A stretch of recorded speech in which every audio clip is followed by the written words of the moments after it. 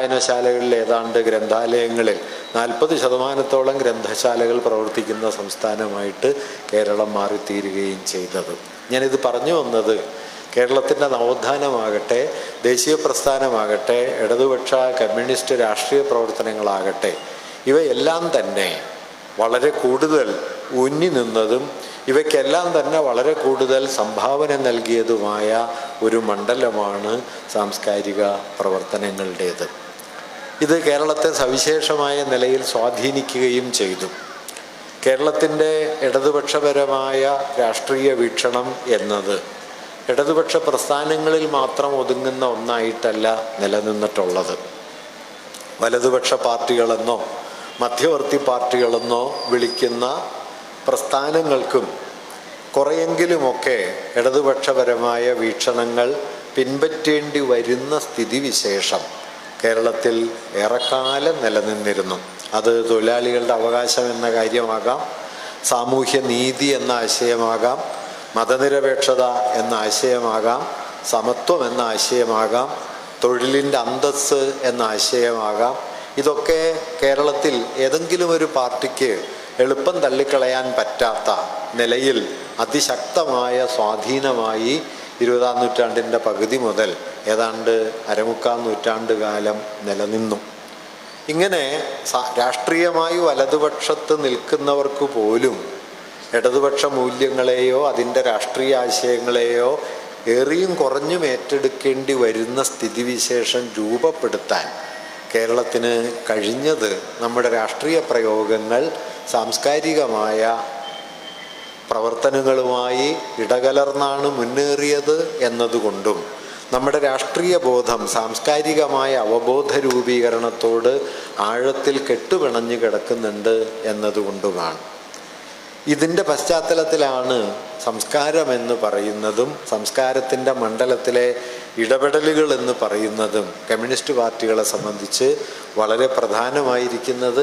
കേരളത്തിൻ്റെ അതേ അളവിലല്ലെങ്കിലും ലോകമെമ്പാടും മാർക്സിസ്റ്റുകളും കമ്മ്യൂണിസ്റ്റുകളും ഒക്കെ സംസ്കാരത്തെക്കുറിച്ചുള്ള ഈ വീക്ഷണഗതി വച്ചു പുലർത്തി പോരുകയും ചെയ്യുന്നുണ്ട്. കാരണം സംസ്കാരം എന്നതിനെ കലയുടെയും സാഹിത്യത്തിൻ്റെയും വിജ്ഞാനത്തിൻ്റെയും ആശയാവലികളുടെയും ലോകം എന്ന നിലയിൽ വ്യക്തികളുടെ ആസ്വാദനത്തിൻ്റെയോ വ്യക്തികളുടെ അനുഭൂതിയുടെയോ സ്വകാര്യ മണ്ഡലങ്ങളായിട്ടല്ല ഇടതുപക്ഷം മാർക്സിസ്റ്റുകൾ പൊതുവെ മനസ്സിലാക്കുന്നത്. മറിച്ച് സാമൂഹിക പരിവർത്തനത്തിൽ ഇടപെടുന്ന 2 തരം ശക്തിരൂപങ്ങളിലൊന്ന് എന്ന നിലയാണ് സംസ്കാരത്തിൻ്റെ മണ്ഡലത്തിനുള്ളത്. മാർക്സിൻ്റെ അതിപ്രസിദ്ധമായ ഒരു നിരീക്ഷണം, ഒരാശയം ഒരു ജനസമൂഹം ഏറ്റെടുത്താൽ പിന്നീട് അതൊരാശയമല്ല, അതൊരു ഭൗതിക ശക്തിയാണ് എന്നാണ്. അതുകൊണ്ട് യന്ത്രസാമഗ്രികളും ഫാക്ടറികളും ഉൽപാദന ഉപകരണങ്ങളും എങ്ങനെയാണോ ഭൗതിക ശക്തി രൂപങ്ങളായിരിക്കുന്നത്, അതുപോലെ തന്നെ മനുഷ്യരുടെ ചിന്തയിലും മനുഷ്യരുടെ ആശയലോകത്തും വേരുപിടിച്ച അനുഭൂതികൾക്ക്, ആശയാവലികൾക്ക് ഭൗതികമായ ഒരു ഉള്ളടക്കമുണ്ട് എന്നത് മാർക്സിസ്റ്റുകൾ സംസ്കാരത്തെക്കുറിച്ച് വച്ചു പുലർത്തുന്ന സുപ്രധാനമായ ഒരു കാഴ്ചപ്പാടാണ്. ഈ സംസ്കാരത്തിൻ്റെ മണ്ഡലത്തിൽ കൂടി നേടുന്ന മേൽക്കൈ, നേടുന്ന സ്വാധീനം വാസ്തവത്തിൽ ഒരു സമൂഹത്തിൽ ആഴത്തിൽ ഇടപെടാൻ നമുക്ക് അനിവാര്യമാണ് എന്ന തിരിച്ചറിവും ലോകമെമ്പാടും കമ്മ്യൂണിസ്റ്റുകൾ വച്ചു പുലർത്തി പോന്നിട്ടുണ്ട്. കേരളത്തെ സംബന്ധിച്ച് അത്തരത്തിലുള്ള നിർണായകമായ ഇടപെടലുകളിലൂടെയാണ് ഞാൻ തുടക്കത്തിൽ പറഞ്ഞതുപോലെ കമ്മ്യൂണിസ്റ്റ് പാർട്ടികൾ തന്നെ വളർന്നു വന്നത്. അത് ആദ്യകാലത്തെ പുരോഗമന കലാ സാഹിത്യ സംഘമാകാം, പുരോഗമന സാഹിത്യ പ്രസ്ഥാനമാകാം, അതിനു മുമ്പുള്ള ജീവൽ സാഹിത്യ സംഘമാകാം, പിന്നാലെ വന്ന ദേശാഭിമാനി സ്റ്റഡി സർക്കിളോ ഇപ്പോൾ പ്രവർത്തിച്ചുകൊണ്ടിരിക്കുന്ന പുരോഗമന കലാ സാഹിത്യ സംഘമോ ഒക്കെ ഏറിയും കുറഞ്ഞും രാഷ്ട്രീയമായ ഒരു അവബോധ രൂപീകരണത്തിൻ്റെ സുപ്രധാനമായ മണ്ഡലങ്ങളിലൊന്നായി സംസ്കാരത്തെ കാണുകയും അതിനുവേണ്ട നാനാതരം പരിശ്രമങ്ങൾ ആസൂത്രണം ചെയ്യുകയും ചെയ്തു വരികയാണ്. എന്നാൽ നമ്മുടെ വർത്തമാനകാലത്തെ നോക്കിയാൽ ഇതിൽ ഗൗരവമേറിയ ചില പ്രശ്നങ്ങൾ രൂപപ്പെട്ടു വരുന്നുണ്ട് എന്ന് കാണാൻ കഴിയും. കേരളത്തിൽ കഴിഞ്ഞ കാൽനൂറ്റാണ്ടിനിടയിലുണ്ടായ ഏറ്റവും പ്രധാനപ്പെട്ട സാമൂഹിക മാറ്റങ്ങളിലൊന്ന് അവബോധതലത്തിലുള്ള വലതുപക്ഷവൽക്കരണമാണ് എന്ന് പറയാം. സാമൂഹ്യ അവബോധത്തിൻ്റെ മണ്ഡലത്തിൽ വലതുപക്ഷപരമായ ആശയാവലികൾ കേരളത്തിൽ വളരെ പിൻനിരയിലാണ് നിലകൊണ്ടിരുന്നത്. വലതുപക്ഷ പാർട്ടികൾക്ക് പോലും അവയെ അഭിമാനപൂർവം ഉയർത്തി കാണിക്കാൻ പറ്റാത്ത മട്ടിലുള്ള ജനാധിപത്യ ഇടതുപക്ഷ വീക്ഷണഗതി കേരളത്തിൽ ശക്തമായിരുന്നു. എന്നാൽ ഇപ്പോഴാകട്ടെ നിങ്ങൾ ശ്രദ്ധിച്ചു നോക്കിയാൽ കാണാൻ പറ്റും, ഇതിൻ്റെ ഒരു മറുപുറം രൂപപ്പെട്ടു തുടങ്ങിയിരിക്കുന്നു എന്ന് കാണാം. തികഞ്ഞ വലതുപക്ഷ വീക്ഷണങ്ങൾ ഉള്ള ജാതീയതയുടെ, മതവിഭാഗീയതയുടെ, വർഗീയതയുടെ, അതിനെ പിൻപറ്റി വളരുന്ന അന്യമത വിദ്വേഷത്തിൻ്റെ, അല്ലെങ്കിൽ കടുത്ത ഉപഭോഗാസക്തിയുടെ, വ്യക്തിഗതമായ മത്സര താല്പര്യങ്ങളുടെ ഒക്കെ ഒരു ലോകം വളരെ സ്വാഭാവികമാണ് എന്ന മട്ടിൽ കേരളത്തിൽ വളർന്നു വരുന്നത് നമുക്ക് കാണാൻ പറ്റും. ഇത് ഞാൻ നേരത്തെ പറഞ്ഞതുപോലെ നവോത്ഥാനവും പിന്നാലെ രൂപപ്പെട്ട സാമൂഹ്യ രാഷ്ട്രീയ അന്തരീക്ഷവും വലതുപക്ഷത്തെ പോലും ഇടതുപക്ഷപരമായ വീക്ഷണങ്ങളെ ഏറ്റെടുക്കാൻ നിർബന്ധിക്കുന്നതായിരുന്നു എങ്കിൽ ഇന്ന് പിൻവാങ്ങിയ വലതുപക്ഷ വീക്ഷണങ്ങളൊക്കെ, അതിൻ്റെ സാമൂഹ്യ രാഷ്ട്രീയ ആവിഷ്കാരങ്ങളൊക്കെ പൊതുജീവിതത്തിൽ വളരെ ശക്തമായ സാന്നിധ്യമായി കഴിഞ്ഞിട്ടുണ്ട് എന്ന് കാണാം. മതപരമായ വീക്ഷണഗതികൾ അതിൻ്റെ ഉന്നതമായ മൂല്യങ്ങളിൽ നിന്ന് മാറി കേവലമായ ആചാരഭ്രാന്തായും മിക്കവാറും അന്യമത വിദ്വേഷമായും മാറിത്തീരുന്ന സ്ഥിതി കേരളത്തിൽ പലയിടങ്ങളിലും കാണാം. അങ്ങനെ അന്യമത വിദ്വേഷത്തെ രൂപപ്പെടുത്തിയെടുക്കാൻ കഴിയുന്ന നാനാതരത്തിലുള്ള പ്രചരണ പരിപാടികൾ കേരളത്തിൽ ഇന്ന് അരങ്ങേറുന്നുണ്ട്. ഞാൻ പറഞ്ഞു വരുന്നത്, രാഷ്ട്രീയമായി വലതുപക്ഷവൽക്കരിക്കപ്പെട്ടു എന്ന് പറയാൻ കഴിയില്ലെങ്കിലും സാംസ്കാരികമായ വലതുപക്ഷവൽക്കരണം സൂക്ഷ്മതലത്തിൽ വളരെ ശക്തമായി അരങ്ങേറിക്കൊണ്ടിരിക്കുന്ന ഒരു സമൂഹമായിട്ട് കേരളം പതിയെ പതിയെ മാറിത്തീരുന്നുണ്ട് എന്ന യാഥാർത്ഥ്യമാണ്.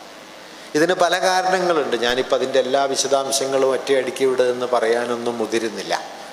പക്ഷേ ഈ ഒരു ഷിഫ്റ്റ് നമ്മൾ കാണേണ്ടതുണ്ട് എന്നതും, ഒപ്പം തന്നെ സംസ്കാരത്തിൻ്റെ ആശയാവലികളുടെ മണ്ഡലത്തിലുണ്ടാകുന്ന ഈ വലതുപക്ഷ സ്വഭാവം പതിയെ രാഷ്ട്രീയമായ മാനങ്ങൾ കൈവരിച്ച് ഇടതുപക്ഷത്തിൻ്റെ പൊതുസമൂഹത്തിൻ്റെ ഉള്ളിലേക്ക് കാർന്നിറങ്ങുന്ന മട്ടിലേക്കുള്ള അവസ്ഥകൾക്ക് വഴിവെക്കുന്നുണ്ട് എന്നും നമ്മൾ കാണേണ്ടതുണ്ട്.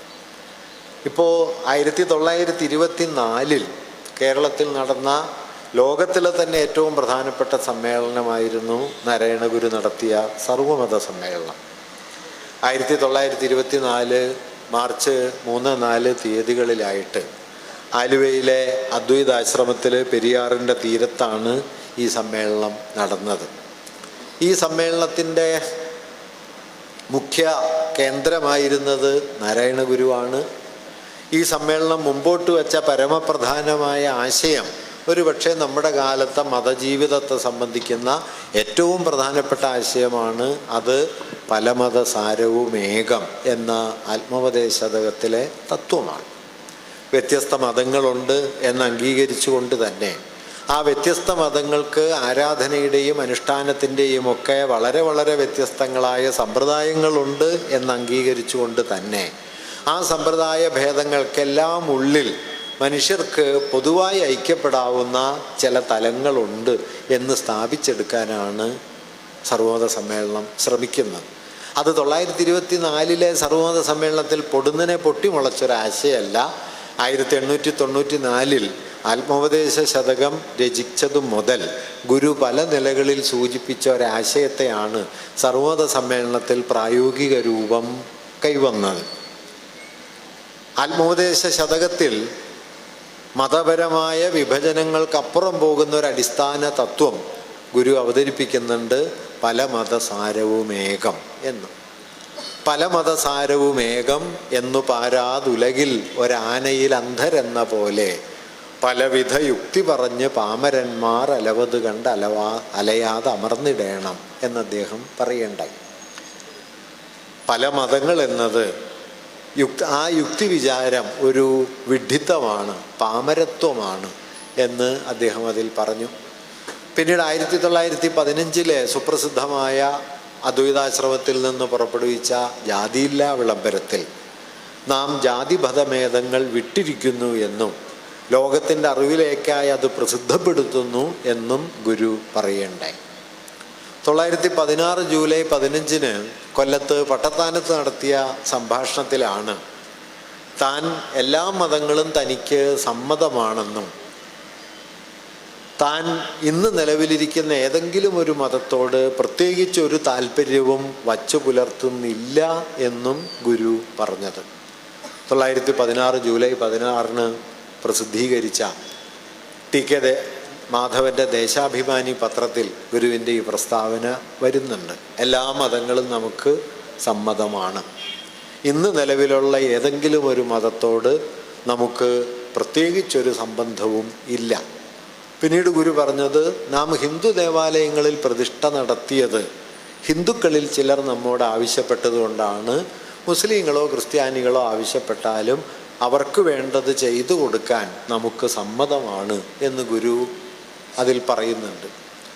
പിന്നീടാണ് 1924 ഒരുപക്ഷെ 21 മലബാർ കലാപവും അതുണ്ടാക്കിയ സാമൂഹ്യമായ വിഭജനങ്ങളും ഒക്കെ ചേർന്നൊരു അന്തരീക്ഷം കൂടി അതിൻ്റെ പശ്ചാത്തലത്തിലുണ്ടായിരുന്നു എന്ന് വേണം കരുതാൻ.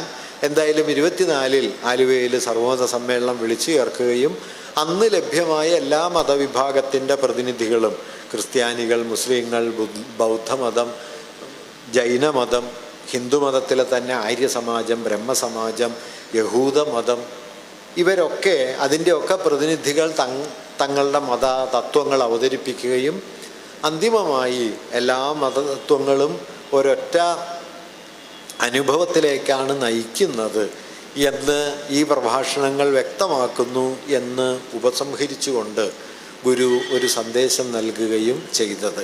ഞാനിത് പറഞ്ഞെന്താണെന്ന് വെച്ച് കഴിഞ്ഞാൽ 1890 മുതൽ 1924 വരെയുള്ള ഈ 10-30 വർഷക്കാലത്തിനിടയിൽ ഗുരു ഖണ്ഡിതമായി ആവർത്തിക്കുന്ന ഒരു വീക്ഷണഗതി മതങ്ങൾ ഒന്നാണ് എന്ന കാര്യമാണ്.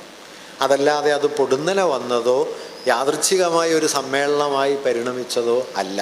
അത് ഗുരുവിൻ്റെ ചിന്തയുടെ ഓരോ പടവിലും ആവർത്തിച്ചുറപ്പിക്കപ്പെടുന്ന ഒരു കാര്യമാണ്. ഒരാശയം എന്ന നിലയിൽ അത് ആത്മോപദേശ ശതകത്തിൽ കാണാം, പ്രസ്താവന എന്ന നിലയ്ക്ക് ജാതിയില്ലാ വിളംബരത്തിൽ കാണാം, ഒരു പ്രസംഗം എന്ന നിലയ്ക്ക് പട്ടത്താനം പ്രസംഗത്തിൽ കാണാം, ഒരു സമ്മേളനം എന്ന നിലയ്ക്ക് സർവമത സമ്മേളനത്തിൽ കാണാം. ഇങ്ങനെ പല തലങ്ങളിൽ നിരന്തരമായി മതങ്ങളുടെ ഏകത എന്ന തത്വം ഗുരു പറഞ്ഞുറപ്പിക്കാൻ ശ്രമിക്കുന്നുണ്ട്. എന്താണ് മതങ്ങളുടെ ഏകത എന്നതുകൊണ്ട് ഗുരു മുമ്പോട്ട് വയ്ക്കുന്ന ആശയം എന്ന് ശ്രദ്ധിക്കേണ്ടതാണ്. ഒരുപക്ഷേ കേരളത്തെ ആധുനികമാക്കുന്നതിൽ ഏറ്റവും നിർണായകമായ 2 ഇടപെടലുകൾ ഗുരു നടത്തുന്നത്, ഒന്ന് അരുവിപ്പുറം പ്രതിഷ്ഠയും മറ്റൊന്ന് സർവമത സമ്മേളനവുമാണ്.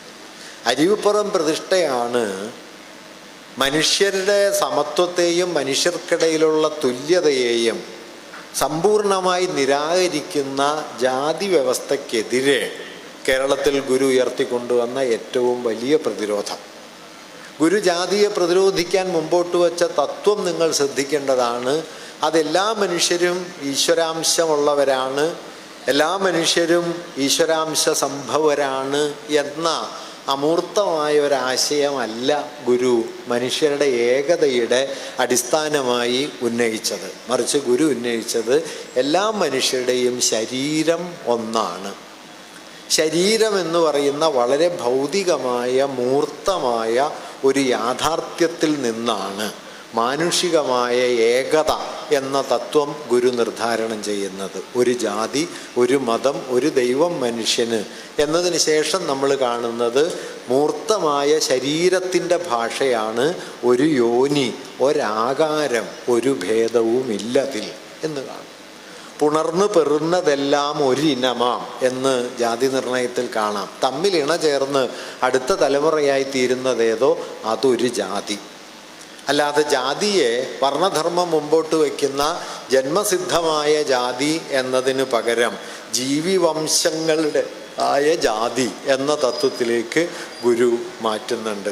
മനുഷ്യാണാം മനുഷ്യത്വം ജാതിർഗോത്തം ഗവാം യഥ. മനുഷ്യന് മനുഷ്യത്വമാണ് ജാതി, പശുവിന് പശുത്വം പോലെ എന്ന് പറയുന്നിടത്തും ഈ ശരീരഗുണമാണ് ജാതി എന്ന് അദ്ദേഹം പറയുന്നുണ്ട്. മറ്റൊരു ഘട്ടത്തിൽ നേരിട്ട് പറയുന്നത് പേരൂര് തൊഴിൽ മൂന്നുമായതു പോരുമേ, ജാതി ഏതെന്ന് ചൊല്ലേണ്ട നേര് മെയ് തന്നെ ചൊൽകയാൽ. ഒരാളെ അറിയാൻ പേര്, തൊഴില്, ഊര്, ഈ മൂന്ന് കാര്യങ്ങൾ മതി, ജാതി വേണ്ട, ജാതി ശരീരം കൊണ്ടറിയാം എന്ന് ഗുരു പറയും. ഇങ്ങനെ ശരീരം എന്ന ഒരു മൂർത്ത യാഥാർത്ഥ്യത്തെ മുൻനിർത്തുകയും ശരീരം ഒന്നായതുകൊണ്ട് മനുഷ്യരൊരു ജാതിയാണ് എന്ന് വളരെ ആധുനികമായ ഒരു അർത്ഥത്തിലേക്ക് ജാതിയെ മാറ്റുകയും ചെയ്തുകൊണ്ടാണ് അന്ന് നിലവിലിരുന്ന എല്ലാ പാരമ്പര്യ വീക്ഷണങ്ങളോടും ഗുരു എതിരിട്ടത്. എല്ലാ പാരമ്പര്യ വീക്ഷണങ്ങളോടും എന്ന് പറയുമ്പോൾ നിങ്ങൾ ഓർക്കേണ്ട കാര്യം മഹാത്മാഗാന്ധി അടക്കമുള്ളവരോട് എന്നുകൂടിയാണ്. 1924 വൈക്കം സത്യാഗ്രഹത്തിന് പിന്നാലെ ആ സമയത്ത് 25 ആദ്യം ഗാന്ധി വരുന്നുണ്ട്, ഗുരുവിനെ കാണുന്നുണ്ട്. ഗുരുവുമായുള്ള സംഭാഷണത്തിൽ ജാതി ശരിയാണ് എന്നും ജാതി വ്യത്യസ്തതകളെയാണ് സൂചിപ്പിക്കുന്നത്, വിവേചനത്തെ അല്ല എന്നുമുള്ള നിലയിൽ ഗാന്ധി ഗുരുവിനോട് വാദിക്കുന്നുണ്ട്. ഗുരു ആ വാദത്തെ ഖണ്ഡിക്കുന്നുണ്ട്. ജാതിയാണ് പ്രശ്നം, അയിത്തം മാത്രമല്ല എന്ന് തിരിച്ചറിയാനായിട്ട് ഗാന്ധി 1936 വരെ കാത്തിരിക്കേണ്ടി വന്നു.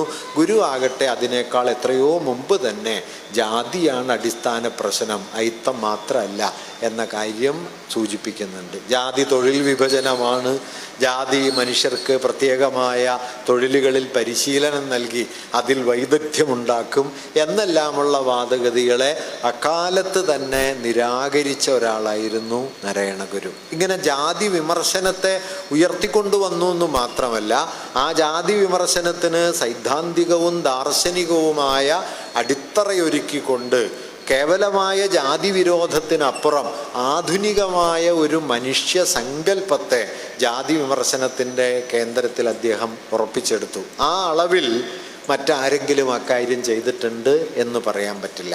കേരളത്തിലെ ഇതര നവോത്ഥാന പ്രവർത്തനങ്ങളിലൊക്കെ ജാതി വിമർശനം എന്നത് മിക്കവാറും മേൽജാതിയുടെ മർദ്ദനങ്ങൾക്കെതിരെയുള്ള പ്രതിഷേധങ്ങളായിട്ടോ സ്വന്തം ജാതി സ്വത്വങ്ങളെ മുൻനിർത്തിയുള്ള സംഘാടനങ്ങളായിട്ടോ ശക്തി രൂപീകരണങ്ങളായിട്ടോ ഒക്കെയാണ് നിലനിന്നതെങ്കിൽ ഗുരുവിനെ സംബന്ധിച്ച് ജാതി നശീകരണം എന്നത് അടിസ്ഥാനപരമായ ഒരു വീക്ഷണഗതിയായിരുന്നു.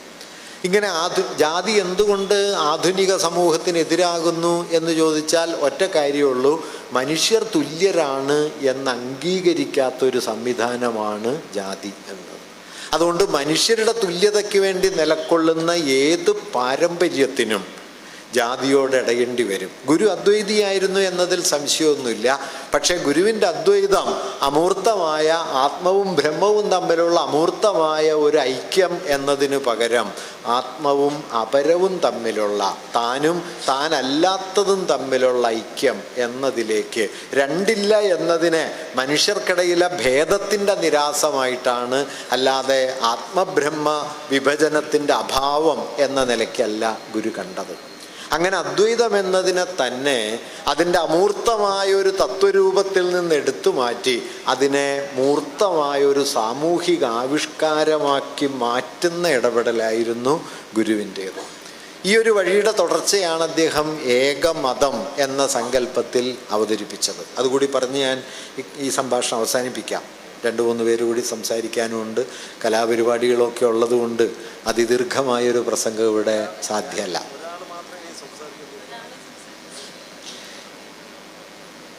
എന്തായാലും ഞാൻ വളരെ ദീർഘമായി സംസാരിക്കണതിൽ അനൗചിത്യം എനിക്കറിയാം.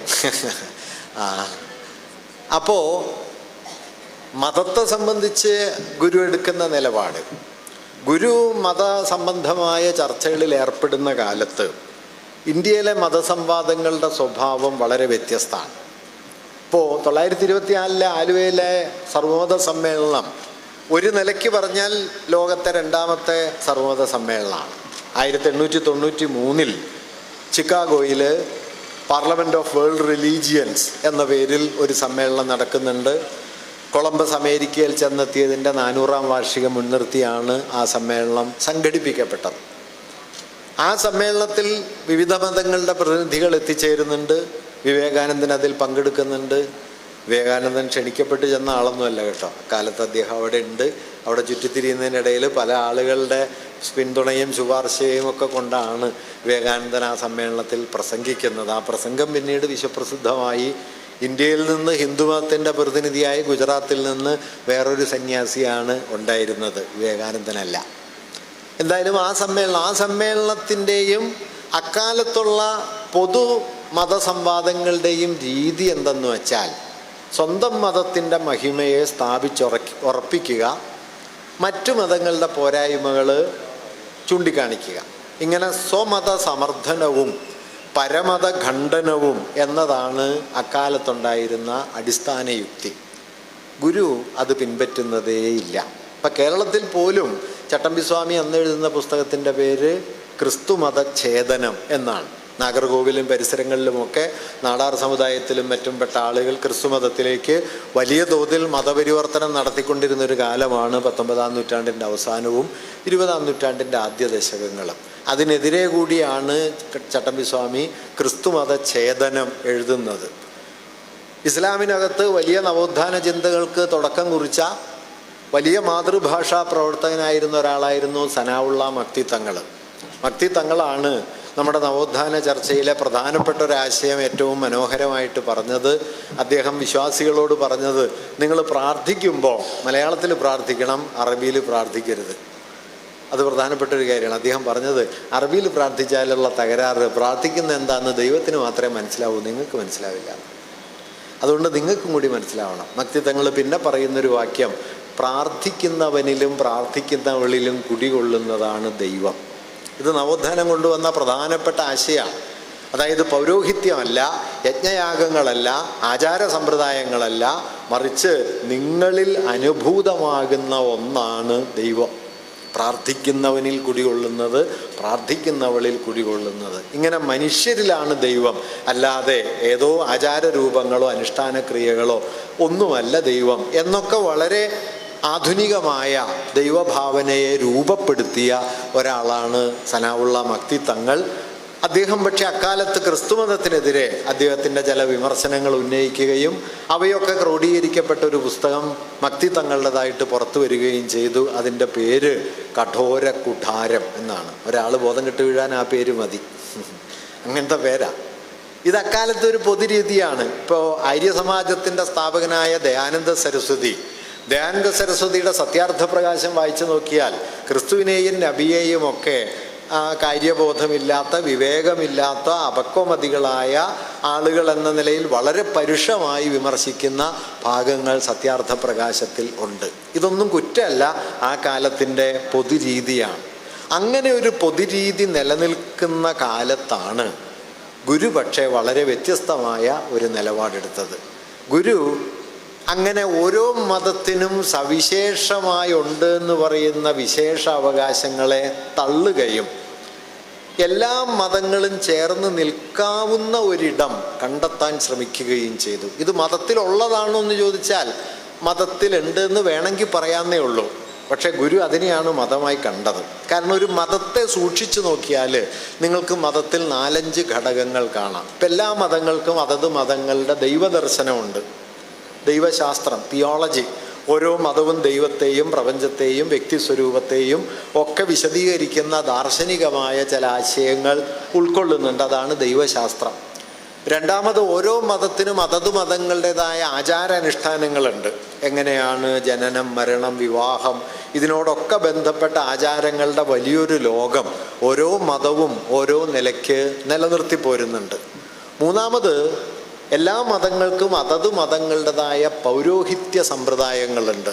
പുരോഹിതന്മാർ പ്രത്യേക വസ്ത്രം ധരിക്കുക, പ്രത്യേക രീതിയിൽ പ്രവർത്തിക്കുക, അങ്ങനെ ഓരോ മതവും അതത് മതങ്ങൾക്കിണങ്ങുന്ന പൗരോഹിത്യ രീതി ഉണ്ടാക്കുന്നുണ്ട്. നാലാമത്, ഓരോ മതത്തിനും അതത് മതങ്ങളുടേതായ സ്ഥാപനങ്ങളും ആശ്രമങ്ങളോ ദേവാലയങ്ങളോ ഒക്കെയും ഉണ്ട്. ഇതെല്ലാ മതങ്ങൾക്കും ഉണ്ട്. നിങ്ങൾ ശ്രദ്ധിച്ചാൽ കാണാവുന്ന കാര്യം, ഇതൊന്നും ഒരു മതത്തിലും മറ്റൊരു മതത്തിൻ്റേതുപോലെയല്ല. ഒരു മതത്തിൻ്റെ ആചാരവും മറ്റൊരു മതത്തിൻ്റെ ആചാരമല്ല. ഒരു മതത്തിൻ്റെ ദൈവദർശനവും മറ്റൊരു മതത്തിൻ്റെ ദൈവദർശനമല്ല. ഒരു മതപൗരോഹിത്യ സമ്പ്രദായവും മറ്റൊരു മതപൗരോഹിത്യവുമായി 100% ഒത്തുപോവില്ല. ഒരു മതത്തിൻ്റെ ആരാധനാ കേന്ദ്രവും മറ്റൊരു മതത്തിൻ്റെ ആരാധനാ കേന്ദ്രമാവില്ല.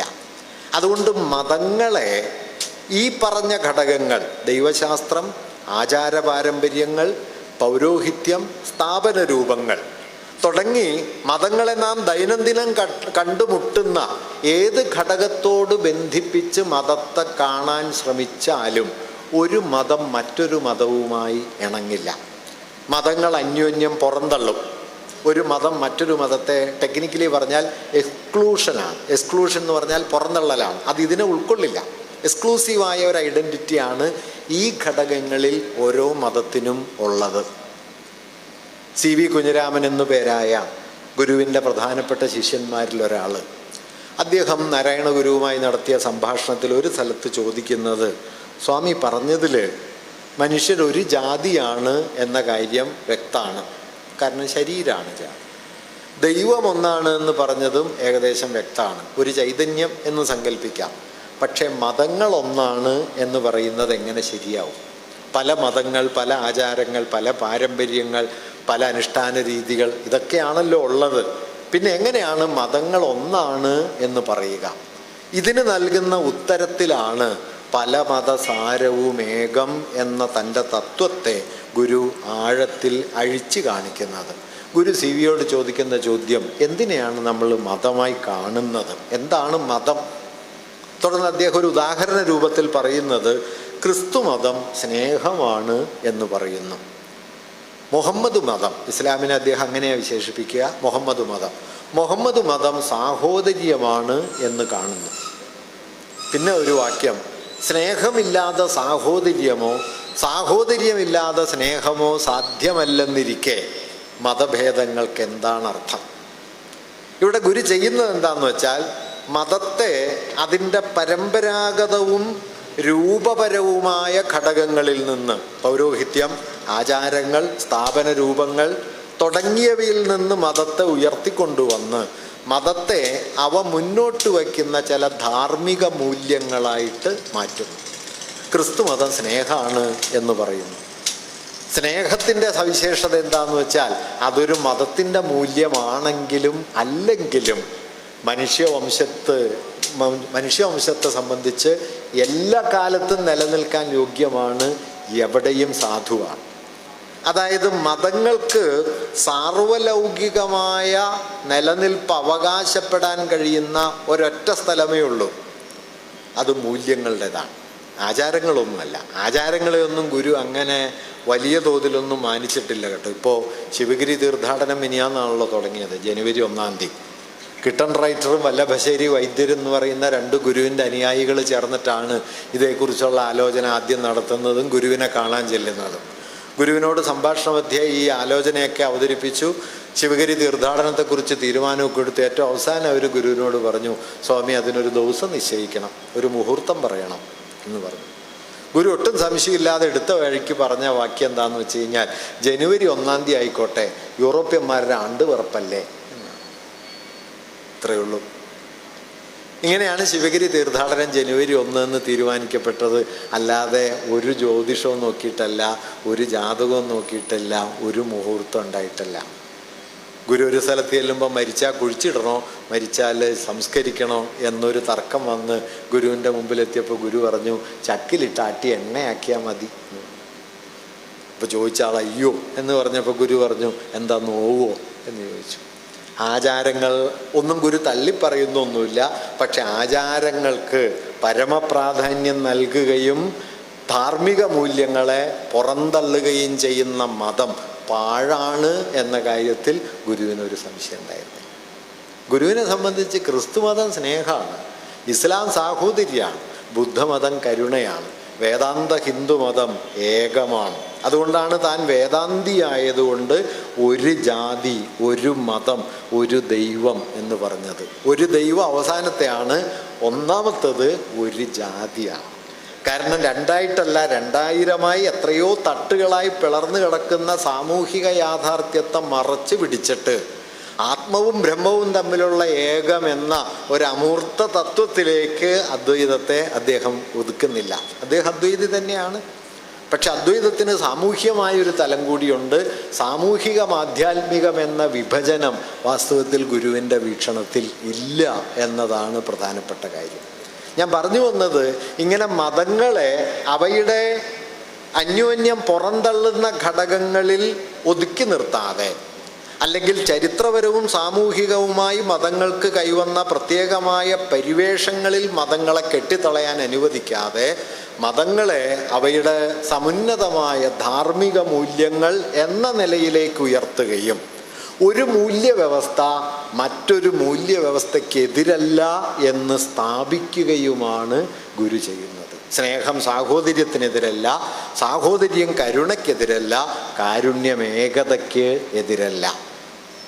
അനുകമ്പാദശകം നോക്കിയാൽ അനുകമ്പയാണ് പ്രധാനം എന്ന് പറഞ്ഞു തുടങ്ങിയിട്ട് ഗുരു എന്താണ് അനുകമ്പ എന്ന് വിശദീകരിക്കുമ്പോൾ എല്ലാ മതതത്വങ്ങളെയും ഗുരു അനുകമ്പയിലേക്ക് പരിഭാഷപ്പെടുത്തുന്നത് കാണാൻ പറ്റും. പരമാർത്ഥമുരച്ച് തേർവിടും പൊരുളോ, ശ്രീകൃഷ്ണനാണ് ഗീതോപദേശം നൽകിയ ശ്രീകൃഷ്ണൻ. പരമാർത്ഥമുരച്ച് തേർവിടും പൊരുളോ, ഭൂതദയാ ക്ഷമാബ്ധിയോ, സരളാദ്വയ ഭാഷ്യകാരനോ, പരമേശ പവിത്രപുത്രനോ, കരുണാവാൻ നബി മുത്തുരത്നമോ എന്നിങ്ങനെ കരുണാവാനായ നബിയായിട്ടും പരമേശ പവിത്രപുത്രനായ ക്രിസ്തുവായിട്ടും ഭൂതദയാ ക്ഷമാബ്ധിയായ ബുദ്ധനായിട്ടും സരളാദ്വയ ഭാഷ്യകാരനായ ശങ്കരാചാര്യരായിട്ടും പരമാർത്ഥമുരച്ച് തേർവിടുന്ന പൊരുളായ ശ്രീകൃഷ്ണനായിട്ടുമൊക്കെ പിറന്നത് പരമാത്ഭുത ദാനദേവത തരുവോ ഈ അനുകമ്പയാണ്ടവൻ. അനുകമ്പയാണ്. എന്താണ് അനുകമ്പ? തന്നിൽ നിന്ന് താനല്ലാത്തതിലേക്ക് നിരന്തരമായി കവിഞ്ഞൊഴുകിക്കൊണ്ടിരിക്കുന്ന സ്നേഹാനുഭവത്തിൻ്റെയും മറ്റൊരാളുടെ ദുഃഖത്തെ തൻ്റെ ദുഃഖമാക്കി അനുഭവിക്കാനുള്ള കഴിവിൻ്റെയും പേരാണ് അനുകമ്പ. ലളിതമായി പറഞ്ഞാൽ തന്നിൽ നിന്ന് താനല്ലാത്തതിലേക്ക് തന്നെ തുറന്നിടാൻ കഴിയുന്ന ഒരു ആത്മീയമായ അനുഭൂതിയായിട്ടാണ് ഗുരു അനുകമ്പയെ കണ്ടത്. ആ അനുഭൂതിയാകട്ടെ അതിൽ തന്നെ സാമൂഹികവുമാണ് ദൈവികവുമാണ്. അതുകൊണ്ട് ഗുരുവിന് സാമൂഹികതയിലേക്ക് നീങ്ങാൻ ദൈവത്തെ നിഷേധിക്കേണ്ട, ദൈവികതയിലേക്ക് നീങ്ങാൻ സാമൂഹികതയെയും നിഷേധിക്കേണ്ട. ആത്കാലം വരെ നിലനിന്ന സാമൂഹികം, ദൈവികം, ആധ്യാത്മികം, ഭൗതികം എന്നെല്ലാമുള്ള ബൈനറികൾക്ക്, പരസ്പര വൈരുദ്ധ്യങ്ങൾക്ക് കുറുകെ ഇവ ചേർന്ന് നിൽക്കുന്ന ഒരു അനുഭവ മണ്ഡലത്തെ ഗുരു നിർദ്ധാരണം ചെയ്തെടുക്കുകയും അതിനെ മതത്തിൻ്റെ കാതലാക്കി മാറ്റുകയും ചെയ്തു. അതുകൊണ്ടാണ് ഗുരു പറഞ്ഞത്, സ്നേഹമാണ്, സാഹോദര്യമാണ് മതമെങ്കിൽ ഒരു മതം മറ്റൊരു മതത്തിന് എതിരല്ല. ഇങ്ങനെ മതമെന്നതിനെ അക്കാലം വരെ മതമായി മനസ്സിലാക്കപ്പെട്ട ആചാരാനുഷ്ഠാനങ്ങൾ മുതൽ ദൈവശാസ്ത്രം വരെയുള്ള പരമ്പരാഗത ഘടകങ്ങളിൽ നിന്ന് പുറത്തു കൊണ്ടുവന്ന് മതത്തെ ആധുനികവും സാർവലൗകികവും എക്കാലത്തും നിലനിൽക്കാൻ യോഗ്യവുമായ മൂല്യങ്ങളിലേക്ക് മാറ്റി സ്ഥാപിക്കാനാണ് ഗുരു ശ്രമിച്ചത്. ഈ മൂല്യങ്ങൾ എന്ന നിലയിലാണ് മതങ്ങൾക്ക് പരസ്പര പൂരകത്വമുള്ളത്. അവിടെയാണ് ഒരു മതം മറ്റൊരു മതത്തെ പുറന്തള്ളാത്തത്, പല മതസാരവുമേകം എന്നായിത്തീരുന്നത്.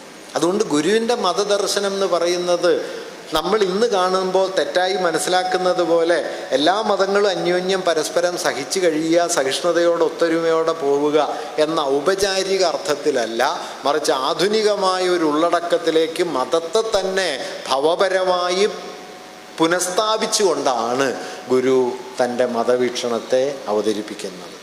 ഈ മതവീക്ഷണം പരമ്പരാഗതമായി നിലനിന്ന ഏതെങ്കിലും ഒരു മതത്തിൻ്റെ തുടർച്ചയല്ല. അതും കൂടി ഇവിടെ പറയേണ്ടതുണ്ട്. ഇപ്പോൾ ഗുരുവിനെ ഹിന്ദുമതത്തിൻ്റെ പ്രതിനിധിയാക്കാനും അദ്ദേഹത്തെ ഹൈന്ദവമായ ആചാരാനുഷ്ഠാനങ്ങളുടെ നടത്തിപ്പുകാരനാക്കാനുമൊക്കെയുള്ള വ്യാപകമായ ശ്രമങ്ങൾ നടന്നു വരുന്ന ഒരു കാലമാണ്. സനാതനധർമ്മം എന്ന പേരിൽ കഴിഞ്ഞ ദിവസം ചർച്ചകളിലൊക്കെ ഉയർന്നു വന്ന ഒരാശയമാണ്. സനാതനധർമ്മം എന്ന പേരിട്ട് വിളിച്ച് പരമ്പരാഗതമായ വർണ്ണവ്യവസ്ഥയെയും ജാതിബന്ധങ്ങളെയും ഒക്കെ മറച്ചു വയ്ക്കുന്ന ഒരു പദപ്രയോഗത്തിനുള്ളിൽ ചില അമൂർത്തമായ തത്വങ്ങളെ അവതരിപ്പിച്ച് അതാണ് മതം എന്ന് സ്ഥാപിച്ച് ആ സനാതന മതത്തിൻ്റെ പ്രതിനിധിയാണ് ഗുരു എന്നെല്ലാം വിശദീകരിക്കാൻ ധാരാളം പ്രവർത്തനങ്ങൾ നടക്കുന്നുണ്ട്. ഞാൻ അതിൻ്റെ മുഴുവൻ വിശദാംശങ്ങളിലേക്കൊന്നും കടക്കാതെ ഒരു കാര്യം മാത്രം നിങ്ങളുടെ ശ്രദ്ധയിൽ പ്രത്യേകിച്ച് എടുത്തു കാണിക്കാൻ ആഗ്രഹിക്കുന്നു. ഈ സനാതനധർമ്മം എന്ന വാക്ക് ഹിന്ദുമതവുമായി ബന്ധപ്പെട്ട ചർച്ചയിൽ വേരുപിടിക്കുന്നത് തന്നെ ഒരു പ്രത്യേക ചരിത്രഘട്ടത്തിലാണ്. അത് 19-ാം നൂറ്റാണ്ടിലാണ്. 19-ാം നൂറ്റാണ്ടിൽ ഹിന്ദുമതത്തിനകത്തെ അനാചാരങ്ങൾക്കെതിരെ ആര്യസമാജവും ബ്രഹ്മസമാജവും പോലുള്ള പ്രസ്ഥാനങ്ങൾ വലിയ പരിഷ്കരണങ്ങൾ ഉയർത്തിക്കൊണ്ടുവരികയും മതത്തിനുള്ളിൽ മതപാരമ്പര്യത്തിനെതിരെ വലിയ വിമർശനങ്ങൾ ഉയർന്നു വരികയും ചെയ്ത സമയത്ത് മതത്തിൻ്റെ പാരമ്പര്യ സംരക്ഷണാർത്ഥം ഉയർന്നു വന്ന ഒരു വാക്കാണ് സനാതനധർമ്മം എന്നത്. ആ വാക്ക് മുമ്പേ ഉണ്ട്. നിശ്ചയമായും മനുസ്മൃതിയിൽ അതിനോട് ചേർന്ന് പോകുന്ന ധർമ്മോ സനാതന എന്ന പ്രയോഗമുണ്ട്. ബുദ്ധമത പാരമ്പര്യത്തിലും ധമ്മോ സനാതനം എന്ന പ്രയോഗമുണ്ട്. മഹാഭാരതത്തിൽ അവിടെ ഇവിടെയായിട്ടൊക്കെ സനാതനം ധർമ്മം എന്നീ വാക്കുകൾ വന്നു പോകുന്നുണ്ട്. പക്ഷേ സനാതനധർമ്മം എന്നത് ഹിന്ദുമതത്തെ സൂചിപ്പിക്കുന്ന സവിശേഷമായ ഒരു പ്രയോഗമായി തീരുന്നത് 19-ാം നൂറ്റാണ്ടിൻ്റെ ഒരു മതവ്യവഹാരത്തിനുള്ളിലാണ്. അത് ഇതര മതങ്ങൾ ഹിന്ദുമതത്തിനെതിരെ ഉയർത്തിയ വിമർശനത്തെ പ്രതിരോധിക്കാനും മതങ്ങൾക്കകത്ത് നടന്ന പരിഷ്കരണപരമായ ശ്രമങ്ങൾക്കെതിരെ പരമ്പരാഗതമായ മതമൂല്യങ്ങളെ ഉയർത്തിപ്പിടിക്കുന്ന ഒരു കാഴ്ചപ്പാട് എന്ന നിലയിലും പരമ്പരാഗത മതവീക്ഷണത്തിന് മറയായിട്ടുള്ള അല്ലെങ്കിൽ അതിനെ സൂചിപ്പിക്കുന്ന ഒരു പേരായിട്ടാണ് സനാതനധർമ്മം എന്ന വാക്ക് വന്നത്. അതിനൊരു കാരണമുള്ളത് ഈ ഹിന്ദു എന്ന വാക്ക് തന്നെ വാസ്തവത്തിൽ ഭാരതീയമല്ല, അത് ഇന്ത്യയിലുണ്ടായ ഒരു വാക്കല്ല, അതൊരു പേർഷ്യൻ വാക്കാണ്. അപ്പോൾ തദ്ദേശീയമായൊരു മതത്തെ സൂചിപ്പിക്കാൻ വൈദേശികമായൊരു വാക്കാണെങ്കിൽ ആ മതത്തിൻ്റെ തന്നെ ആധികാരികതയ്ക്ക് അതൊരു പോരായ്മയാണല്ലോ. നിങ്ങൾ ഈ നാട്ടിലെ ഏറ്റവും പ്രധാനപ്പെട്ട മതമാണെന്ന് അവകാശപ്പെടുകയും മതത്തിൻ്റെ പേര് തന്നെ പാശ്ചാത്യമായി തീരുകയും നാട്ടിന് പുറത്തുനിന്ന് വന്ന പേരാവുകയും ചെയ്തു കഴിഞ്ഞാൽ ഈ അവകാശവാദത്തിന് വലിയൊരു ബലം ഉണ്ടാവില്ല. അതുകൊണ്ടുകൂടിയാണ് ഹിന്ദുയിസം എന്നതിന് പകരം സനാതനധർമ്മം എന്ന പ്രയോഗം അക്കാലത്ത് വരികയും ക്രിസ്ത്യാനിറ്റിക്കെതിരെയും മിഷണറി പ്രവർത്തനങ്ങൾക്കെതിരെയും ഹിന്ദുമതത്തിനകമേ തന്നെ ഉണ്ടായ പരിഷ്കരണപരമായ നിലപാടുകൾക്കെതിരെയും മതത്തിൻ്റെ പരമ്പരാഗതമായ മൂല്യങ്ങളുടെ ആകത്തുക എന്ന മട്ടിൽ സനാതനധർമ്മം എന്ന പ്രയോഗം ഉറക്കുകയും ചെയ്തത്. ഈ സനാതനധർമ്മം എന്ന് വിശേഷിപ്പിക്കാവുന്നത് എന്തിനെയാണ്? എന്തുകൊണ്ടാണ് സനാതനം എന്ന് ഹിന്ദുമതത്തിൻ്റെ ബ്രാഹ്മണ മതത്തിൻ്റെ വക്താക്കൾ അതിനെ വിശേഷിപ്പിക്കുന്നത്? മാറ്റമില്ലാത്തത്, അചാല്യമായത്, ഒരു ഘട്ടത്തിലും ഇളകാത്തത് എന്നൊക്കെ അവർ കരുതുന്ന ചില തത്വങ്ങളാണ് ഹിന്ദുമതത്തിൻ്റെ അടിസ്ഥാനമെന്ന് കരുതുന്നത് കൊണ്ടാണ്. എന്താണ് ആ തത്വങ്ങൾ? അതിനെയാണ് പൊതുവെ മന്ത്രങ്ങൾ എന്ന് പറയുക. മന്ത്രങ്ങളെക്കുറിച്ച് ഇന്ത്യയിലുള്ളൊരു വിശ്വാസം മന്ത്രങ്ങളെല്ലാം രചിച്ചവർ മന്ത്രസ്രഷ്ടാക്കളല്ല, മന്ത്രദ്രഷ്ടാക്കളാണ് എന്നാണ്. ദ്രഷ്ടാവും സൃഷ്ടാവും തമ്മിൽ വ്യത്യാസമുണ്ട്. സൃഷ്ടാവ് സൃഷ്ടിക്കുന്ന ആളാണ്, ദ്രഷ്ടാവ് കാണുന്ന ആളാണ്. ഇപ്പോൾ ന്യൂട്ടൺ ഗുരുത്വാകർഷണം കണ്ടെത്തി എന്ന് പറയുന്ന സമയത്ത് ന്യൂട്ടൺ സൃഷ്ടിക്കുകയല്ല ചെയ്യുന്നത്, ഉള്ളത് കണ്ടെത്തുകയാണ് ചെയ്യുന്നത്. ന്യൂട്ടന് മുമ്പ് ഗുരുത്വാകർഷണമുണ്ട്. ന്യൂട്ടൺ അതിനെ കണ്ടെത്തുകയും അത് വിശദീകരിക്കുകയും ചെയ്യുന്നു. അതുപോലെ മന്ത്രങ്ങളിൽ വിശദീകരിക്കുന്ന തത്വങ്ങളൊക്കെ പ്രപഞ്ചത്തിൻ്റെ യാഥാർത്ഥ്യത്തിൻ്റെ അടിസ്ഥാന തത്വങ്ങളാണെന്നും അത് കണ്ടെത്തുക മാത്രമാണ് ഋഷിമാർ ചെയ്യുന്നത് എന്നും അല്ലാതെ അവരായി എഴുതിയുണ്ടാക്കുകയല്ലെന്നുമുള്ള വിശ്വാസമാണ് ഈ ദ്രഷ്ടാവ് എന്ന പ്രയോഗത്തിൻ്റെ പിന്നിലെ താല്പര്യം. അതായത് മന്ത്രങ്ങളിൽ പ്രതിപാദിക്കപ്പെടുന്ന തത്വങ്ങളൊക്കെ ശാശ്വതമാണ്, അചാല്യമാണ്, മാറ്റമില്ലാത്തതാണ് എന്ന ധാരണയാണ് മന്ത്രദ്രഷ്ടാവ് എന്ന സങ്കല്പത്തിനും മന്ത്രങ്ങളെ മുൻനിർത്തുന്ന ഒരാശയവ്യവസ്ഥയ്ക്ക് സനാതനം എന്ന വിശേഷണത്തിനും കാരണമായത്. എന്താണ് ഈ മന്ത്രങ്ങൾ പറയുന്നത്? എല്ലാ മന്ത്രങ്ങളെക്കുറിച്ചൊന്നും ഞാൻ പറയുന്നില്ല. ഏറ്റവും പഴയ മന്ത്രമെന്ന് വേദമെന്ന് കരുതപ്പെടുന്ന ഋഗ്വേദത്തിലെ പുരുഷ സൂക്തം, ആ പുരുഷ സൂക്തം തന്നെ വിരാട് പുരുഷൻ്റെ മുഖത്ത് നിന്ന് ബ്രാഹ്മണരും, ബാഹുക്കളിൽ നിന്ന് ക്ഷത്രിയരും, തുടയിൽ നിന്ന് വൈശ്യരും, പാദങ്ങളിൽ നിന്ന് ശൂദ്രരും ഉണ്ടായി എന്ന് വിശദീകരിക്കുന്നു. വർണ്ണധർമ്മത്തെയും വർണ്ണധർമാധിഷ്ഠിതമായ അസമത്വത്തെയും ശാശ്വതീകരിക്കുന്ന ഒന്നാണ് ഋഗ്വേദത്തിലെ 10-ാം മണ്ഡലത്തിലെ പുരുഷ സൂക്തം. ഇത്തരത്തിൽ ജാതി വർണ്ണ ബന്ധങ്ങളെ പറഞ്ഞുറപ്പിക്കുന്ന എത്രയെങ്കിലും നിരീക്ഷണങ്ങൾ നമുക്ക് വൈദിക പാരമ്പര്യത്തിൽ കാണാൻ പറ്റും. ഈ വൈദിക പാരമ്പര്യത്തെ ആകെ ചേർത്ത് വച്ച് അത് മുന്നോട്ട് വയ്ക്കുന്ന ഒരു മൂല്യവ്യവസ്ഥ, അചാല്യം, മാറ്റമില്ലാത്തത്, കാലാതീതം എന്നും നിലനിൽക്കേണ്ടുന്ന ധാർമ്മിക ക്രമം എന്ന നിലയിലാണ് എറ്റേണൽ ഓർഡർ, ശാശ്വതമായ ക്രമം എന്ന നിലയിലാണ് സനാതനധർമ്മം എന്ന പദം ഉപയോഗിക്കപ്പെട്ടത്. 19-ാം നൂറ്റാണ്ടിൽ മതവ്യവഹാരത്തിൽ ആ പ്രയോഗം ഉറയ്ക്കുന്നതും അങ്ങനെയാണ്. അതുകൊണ്ട് സനാതനധർമ്മം എന്ന പദത്തിൻ്റെ പ്രത്യക്ഷാർത്ഥത്തിനുള്ളിൽ ജാതിബന്ധങ്ങളുടെയും വർണ്ണധർമ്മങ്ങളുടെയും സുദീർഘമായ ഒരു ചരിത്രം മറഞ്ഞുകിടപ്പുണ്ട്. ഋഗ്വേദത്തിലെ പുരുഷസൂക്തം മുതൽക്കിങ്ങോട്ട് മനുഷ്യരെ പല തട്ടുകളായും ജാതികളായും വിഭജിക്കുന്ന ഒരു പാരമ്പര്യം പ്രബലമായിട്ട് നിലനിൽക്കുന്നുമുണ്ട്. ഈ ജാതി വിവേചനത്തെയും വർണ്ണധർമ്മത്തെയും ഉൾക്കൊണ്ട് നിൽക്കുന്ന ഒരു പാരമ്പര്യത്തോടാണ് ഒരു ഭാഗത്ത് ജാതി വിമർശനം നടത്തിക്കൊണ്ടും ജാതി പോകണം എന്ന് മറയില്ലാതെ പറഞ്ഞുകൊണ്ടും മറുഭാഗത്ത് മതം ഏകമായ ഒരു മൂല്യമാണ് എന്ന് പറഞ്ഞുകൊണ്ടും ഗുരു എതിരിടാൻ ശ്രമിച്ചത്. അതുകൊണ്ട് ഗുരുവിൻ്റെ പാരമ്പര്യം എന്ന് പറയുന്നത് ഈ സനാതനധർമ്മം എന്ന് വിശേഷിപ്പിക്കപ്പെടുന്ന വർണ്ണധർമാധിഷ്ഠിതമായ ഒരു മതവീക്ഷണത്തിൻ്റെ ഉള്ളിൽ നടത്തിയ ഏറ്റവും വലിയ ചെറുത്തുനിൽപ്പാണ്. അതിൻ്റെ 2 ആധാരങ്ങളെയും ഗുരു നിരസിക്കുന്നുണ്ട്. അതിലെ ജാതിബന്ധത്തെ ഗുരു സമ്പൂർണമായി തള്ളിക്കളയുന്നുണ്ട്. അതിൻ്റെ മതസങ്കല്പത്തെയും ഗുരു തള്ളിക്കളയുന്നുണ്ട്. ആ തള്ളിക്കളയലിൻ്റെ ഭാഗമായിട്ടുള്ള ഒരു വാക്യം കൂടി ഞാൻ നിങ്ങളോട് പറയാം. CV കുഞ്ഞിരാമനുമായുള്ള സംഭാഷണത്തിൽ ഗുരു പറഞ്ഞ ഒരു കാര്യം, നിങ്ങൾ എന്തിനെയാണ് മതമായി കാണുന്നത് എന്ന ചോദ്യം ഉന്നയിച്ചിട്ട് പിന്നെ ഗുരു ചോദിക്കുന്നത്, ഹിന്ദുമതം എന്നൊരു മതമേ ഇല്ലല്ലോ. അദ്ദേഹത്തിൻ്റെ വാക്യം. എന്താണ് ഹിന്ദുമതം?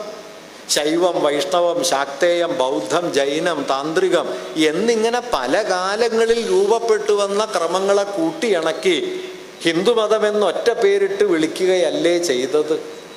തുടർന്ന് ഗുരു ചോദിക്കുന്നു, ഇങ്ങനെ പല കാലങ്ങളിൽ പല ആചാര്യന്മാരുണ്ടാക്കിയ ക്രമങ്ങളെ കൂട്ടിയിണക്കി ഒരു മതമെന്നൊറ്റ പേരിട്ട് വിളിക്കാമെങ്കിൽ പല മതങ്ങളിലെ മൂല്യങ്ങളെ കൂട്ടിയിണക്കി ഏകമതം എന്ന് സങ്കല്പിച്ചാൽ എന്താണ് തകരാറ്? നിങ്ങളുടെ ഏകമതം അത് ഹിന്ദു എന്ന് നിങ്ങൾ കരുതിയാലും സാർവലൗകിക ഏകമതം എന്ന് കരുതിയാലും രണ്ടും ഭാവനാത്മകമാണ്. അങ്ങനെ ഒരു മതമില്ല. ഇപ്പോൾ മധ്യകാലത്തിന് തൊട്ടടുത്ത് ചേർത്ത് വെച്ച് നോക്കിയാൽ ഇന്ത്യയിലെ ഏറ്റവും വലിയ യുദ്ധം ഹിന്ദുക്കളും മുസ്ലിങ്ങളും തമ്മിലൊന്നുമല്ലല്ലോ, ശൈവരും വൈഷ്ണവരും തമ്മിലാണ്. ശൈവ വൈഷ്ണവ സംഘട്ടനം എന്ന് പറയുന്നത് നമ്മുടെ ദക്ഷിണേന്ത്യൻ ചരിത്രത്തിലേക്ക് എത്രയോ പ്രബലമാണ്. ശൈവർ വൈഷ്ണവരെയും വൈഷ്ണവർ ശൈവരെയും നിരന്തരം വേട്ടയാടി കൊന്നതിൻ്റെ കഥകൾ നമുക്ക് എത്രയെങ്കിലും കാണാം. ബൗദ്ധരെ ബ്രാഹ്മണ മതം വേട്ടയാടിയതിൻ്റെ ചരിത്രം നമുക്ക് കാണാം. ശങ്കരാചാര്യരെ കുറിച്ച് വിവേകാനന്ദൻ തന്നെ പറയുന്നൊരു വാക്യമുണ്ട്. വിവേകാനന്ദൻ പറയുന്നത്, ശങ്കരനെ നോക്കൂ, എന്തൊരു പാണ്ഡിത്യമാണ്, എന്തൊരു തർക്കബുദ്ധിയാണ്, പക്ഷെ കാരുണ്യമില്ല. വിവേകാനന്ദൻ്റെ വാക്യം. തർക്കത്തിൽ തോറ്റു എന്ന് പറഞ്ഞ് തീയിൽ ചാടി ചാകാൻ പോന്നത്ര മണ്ടന്മാരായിരുന്നു ബൗദ്ധരും. അതും വിവേകാനന്ദൻ പറയുന്നുണ്ട്. ഇമാതിരിയുള്ള മതബോധത്തിൻ്റെ അസഹിഷ്ണുതയ്ക്കെതിരെ കൂടിയാണ് ഗുരു ഏകമതം എന്ന് പറഞ്ഞത്. ഇസ്ലാമും ക്രിസ്ത്യാനിറ്റിയും ഹിന്ദുമതത്തിൻ്റെ ശത്രുമതങ്ങളായി സങ്കല്പിക്കപ്പെടുകയും ക്രിസ്തുമതഛേദനവും കഠോര കുഠാരവും പോലുള്ള കൃതികളൊക്കെ രചിക്കപ്പെടുകയും ചെയ്ത അതേ കാലത്താണ് ഗുരു പരമേശ പവിത്രപുത്രൻ എന്ന് ക്രിസ്തുവിനെയും കരുണാവാൻ നബി മുത്തുരത്നം എന്ന് മുഹമ്മദിനെയും വിശേഷിപ്പിച്ചത്. ഇങ്ങനെ വിശേഷിപ്പിക്കാൻ പോന്ന മട്ടിൽ മതങ്ങൾ തമ്മിലുള്ള പാരസ്പര്യം നിറഞ്ഞ ഏകമതം എന്ന സങ്കല്പമാണ്. അല്ലാതെ വർണ്ണധർമാധിഷ്ഠിതവും ജാതിബന്ധങ്ങൾ വേരുപിടിച്ച് നിൽക്കുന്നതുമായ സനാതനധർമ്മം എന്ന ആശയമല്ല ഗുരു പിൻപറ്റാൻ ശ്രമിച്ചത്. ഇന്ന് സനാതനധർമ്മം എന്ന വാക്ക് ഞാൻ നേരത്തെ പറഞ്ഞല്ലോ, 19-ാം നൂറ്റാണ്ടിൽ ഈ വാക്ക് നമ്മുടെ പൊളിറ്റിക്കൽ റിലീജിയസ് ഡിസ്കോഴ്സിലേക്ക് തള്ളിക്കേറി വരുന്നതിൻ്റെ കാരണം തന്നെ ഈ ജാതിപരവും വർണ്ണപരവുമായ വിഭജനങ്ങൾക്കെല്ലാം മുകളിൽ ഒരു പൊതു തത്വത്തിൻ്റെ ആവരണമണിയിക്കുക എന്ന നിലയ്ക്കായിരുന്നു. അത് ധാർമ്മികവും ശാശ്വതവുമായ ചില മൂല്യങ്ങളെക്കുറിച്ചാണ് സംസാരിക്കുന്നത് എന്ന് പുറമേക്ക് പറയാൻ ശ്രമിക്കുകയും ഫലത്തിൽ പുരുഷസൂക്തം മുതൽ ആരംഭിക്കുന്ന വർണ്ണവിഭജനത്തിൻ്റെയും ജാതിവിദ്വേഷത്തിൻ്റെയും ചരിത്രത്തെ അതിനുള്ളിൽ ഒളിപ്പിച്ചു നിർത്തുകയുമാണ് ചെയ്തത്. ഈ പാരമ്പര്യത്തോടാണ് ഗുരു ഇടഞ്ഞത്. അതുകൊണ്ട് ഗുരുവിനെ സംബന്ധിച്ച് മുമ്പ് നിലനിന്ന ഏതെങ്കിലും ഒരു മതപാരമ്പര്യത്തിൻ്റെ സ്വാഭാവികമായ ഒരു എക്സ്റ്റൻഷനാണ്, തുടർച്ചയാണ് താൻ എന്നൊരു ബോധ്യവുമില്ല. അക്കാര്യം 1915 ജൂലൈ 15 പട്ടത്താനത്ത് നടത്തിയ പ്രസംഗത്തിൽ ഗുരു കൃത്യമായി പറയുന്നുണ്ട്. ഇന്ന് നിലവിലിരിക്കുന്ന ഏതെങ്കിലും ഒരു മതവുമായി നമുക്ക് പ്രത്യേകിച്ചൊരു സംബന്ധവുമില്ല എന്ന കാര്യം. ഇത് ഗുരുവിൻ്റെ വാക്യമാണ്, ഞാനായിട്ട് പറഞ്ഞുണ്ടാക്കണമെന്നല്ല. ആ വാക്യത്തിലാണ് ഗുരു ഊന്നുന്നത്. എല്ലാ മതങ്ങളും നമുക്ക് സമ്മതമാണ്. ഹിന്ദു ദേവാലയങ്ങളിൽ പ്രതിഷ്ഠ നടത്തിയത് ഹിന്ദുക്കൾ ആവശ്യപ്പെട്ടത് കൊണ്ടാണ്. മുസ്ലിങ്ങളോ ക്രിസ്ത്യാനികളോ ആവശ്യപ്പെട്ടാലും അവർക്ക് വേണ്ടത് ചെയ്യാൻ നമുക്ക് സമ്മതമാണ്. 1924 ആലുവയിൽ സർവമത സമ്മേളനം നടക്കുന്നു. സർവമത സമ്മേളനത്തിൻ്റെ സ്വാഗത പ്രസംഗം സത്യവ്രത സ്വാമികളാണ്. സത്യവ്രത സ്വാമികൾ ചങ്ങനാശ്ശേരിക്കാരനാണ്. അയ്യപ്പൻപിള്ള എന്നോ മറ്റോ ആയിരുന്നു അദ്ദേഹത്തിൻ്റെ പേര്. ആദ്യഘട്ടത്തിൽ കുറച്ച് ജാതിബോധമൊക്കെ ഉള്ള ആളായിരുന്നു അത്ര അദ്ദേഹം എന്നാണ് ഞാൻ മനസ്സിലാക്കിയിട്ടുള്ളത്. പിന്നെ ഗുരുവിൻ്റെ അനുയായിയായി, ഗുരുവിൻ്റെ ഏറ്റവും പ്രിയപ്പെട്ട ശിഷ്യനായി. സത്യവ്രത സ്വാമികൾ ഗുരു ജീവിച്ചിരിക്കെ തന്നെ അന്തരിച്ചു പോയ ഒരാളാണ്. സത്യവ്രത സ്വാമികളെക്കുറിച്ച് ഗുരു പറഞ്ഞ ഒരു വാക്യം, സത്യവ്രതൻ സത്യവ്രതനായി തന്നെ മരിച്ചു എന്നാണ്. അദ്ദേഹത്തിന് വലിയ പ്രിയമുണ്ടായിരുന്നു. അദ്ദേഹം പറയുന്നത്, ബുദ്ധന് പോലും സത്യവ്രതനോളം ജാതി പോയിട്ടില്ല എന്ന് സത്യവ്രത സ്വാമികളെക്കുറിച്ച് പറയുന്നു. ഇവിടെ വൈക്കം സത്യാഗ്രഹം നടക്കുന്ന സമയത്ത് ആ സത്യാഗ്രഹ സമരത്തിൻ്റെ ഓർഗനൈസിങ് സെക്രട്ടറി, ആസൂത്രണത്തിൻ്റെ ചുമതലക്കാരനായിട്ട് ഗുരു നിർദ്ദേശിച്ചത് സത്യവ്രത സ്വാമികളെയാണ്. ഇവിടെ വൈക്കം സത്യാഗ്രഹത്തിൻ്റെ ഓഫീസായി പ്രവർത്തിച്ചത് ഗുരുവിൻ്റെ വേലൂർ മഠവും ആണ്. ഗുരു ആ സമരത്തിൽ പങ്കെടുക്കുന്നുണ്ട്. 2 ദിവസം അദ്ദേഹം അവിടെ താമസിക്കുന്നുണ്ട്. അവരോടൊപ്പം പ്രാർത്ഥനയിൽ പങ്കുചേരുന്നുണ്ട്. 1000 രൂപ സമരത്തിന് സംഭാവന നൽകുന്നുണ്ട്. സമരത്തിന് പണം പിരിക്കാൻ വേണ്ടിയിട്ട് ശിവഗിരിയിൽ പ്രത്യേക ഹുണ്ടികപ്പെട്ടി സ്ഥാപിക്കുകയും ചെയ്യുന്നുണ്ട്. ഇതൊക്കെ സ്ഥാപിച്ച ഒരാൾ കൂടിയാണ് കേട്ടോ ഗുരു.